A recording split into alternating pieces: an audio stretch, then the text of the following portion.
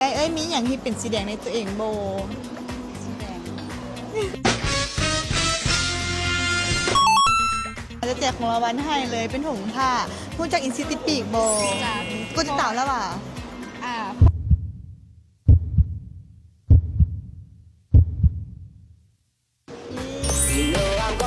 นี่มันคือดีเลยอ่ะถุงผ้าขอสัมภาษณ์น้องๆเด้อมีอย่างในตัวเองที่ว่าเป็นสีแดงโบ เดี๋ยวมีเขาจะแจกของรางวัลให้นี่โบลงคนเบิ้ง นี่ร่างกายกูเป็นอะไรเนี่ยฮะ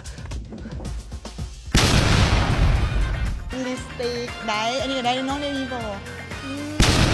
พูดจากอันนั้นโบพูดจากอินซิติปีกโบ ถูกพอ มันก็ติดตามให้ได้โบ ได้ โบ